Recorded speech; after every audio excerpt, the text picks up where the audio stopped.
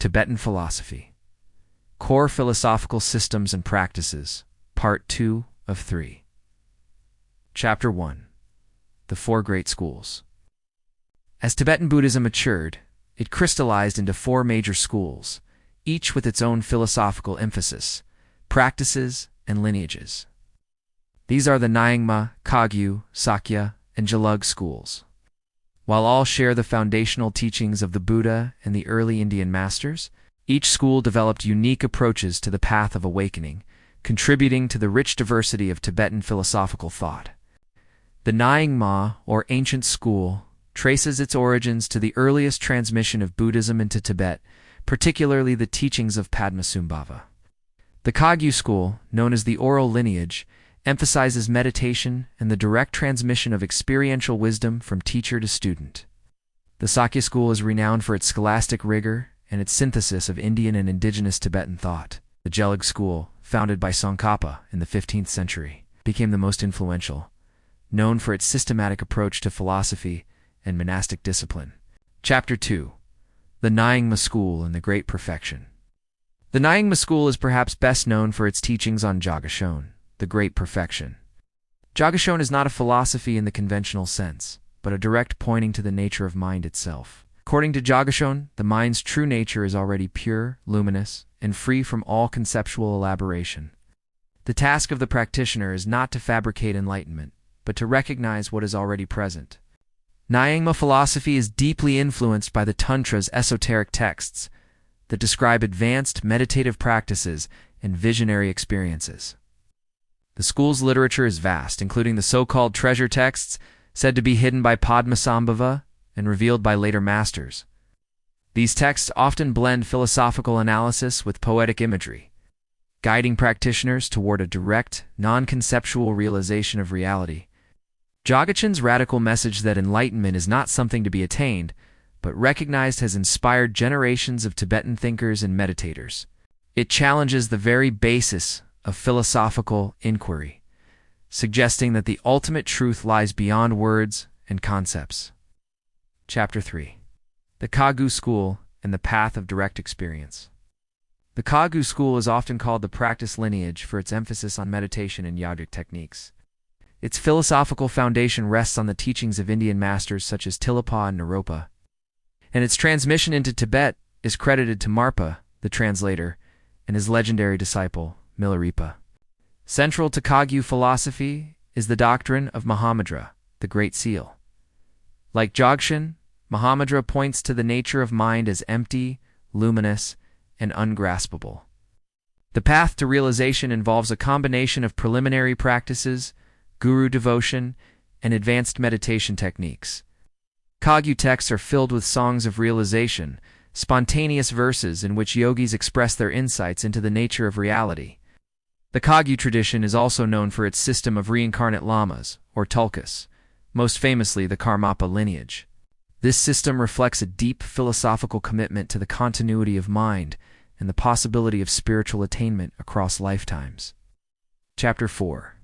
The Sakya school and the synthesis of wisdom. The Sakya school emerged in the 11th century.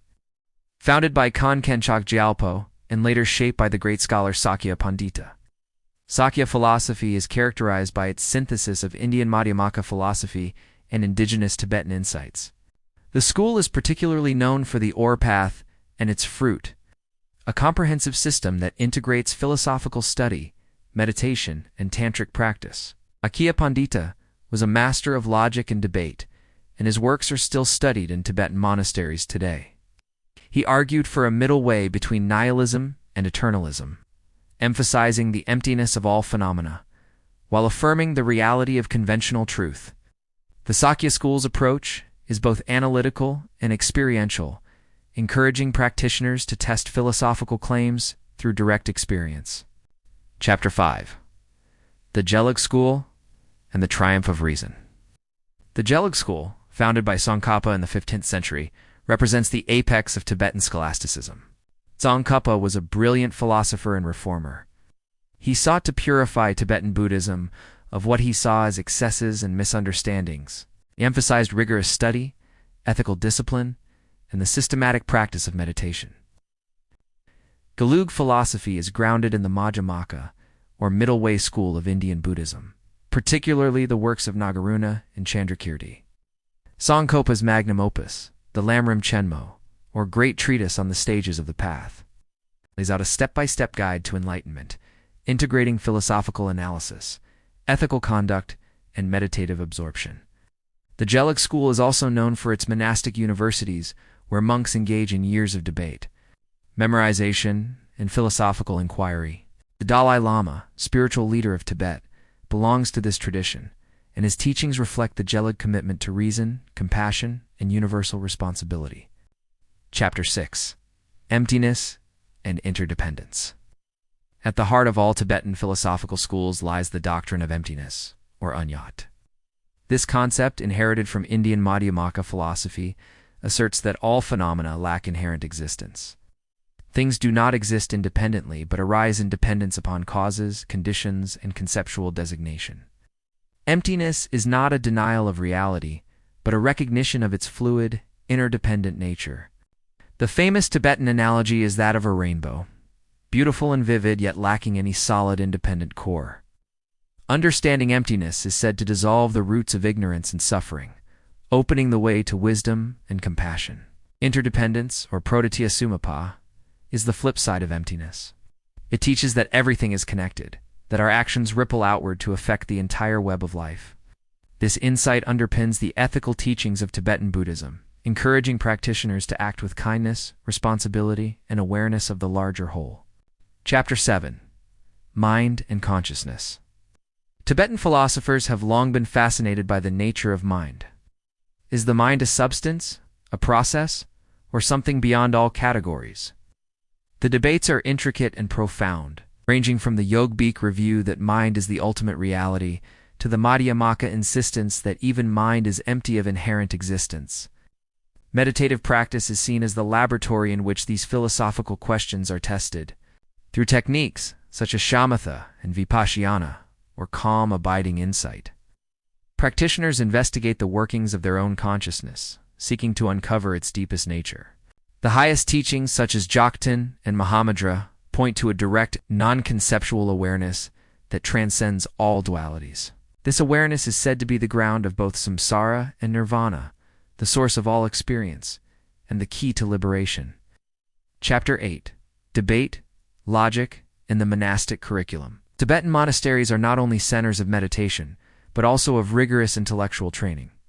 Debate is a central feature of monastic education, with monks engaging in lively, sometimes theatrical exchanges on points of philosophy, logic, and ethics.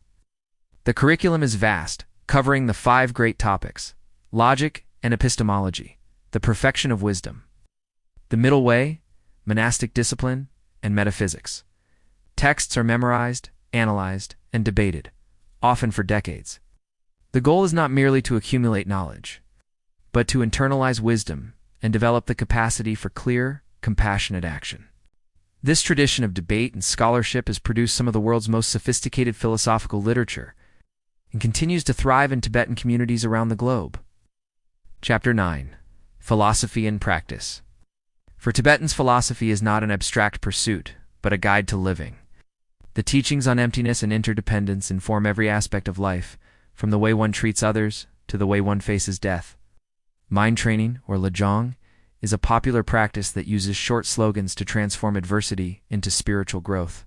Rituals, art, and daily customs are imbued with philosophical meaning. The creation of a sand mandala, for example, is both a meditation on impermanence and an offering of beauty to the world. The recitation of mantras, the spinning of prayer wheels, the prostrations before sacred images are all expressions of a worldview that sees wisdom and compassion as the highest goals. Conclusion: the living legacy. Tibetan philosophy is a living tradition, constantly evolving and adapting to new circumstances.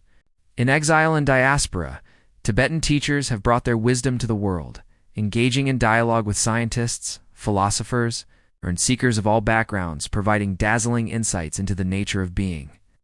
In the next part of our journey, we will explore how Tibetan philosophy shapes culture, daily life, and the modern world.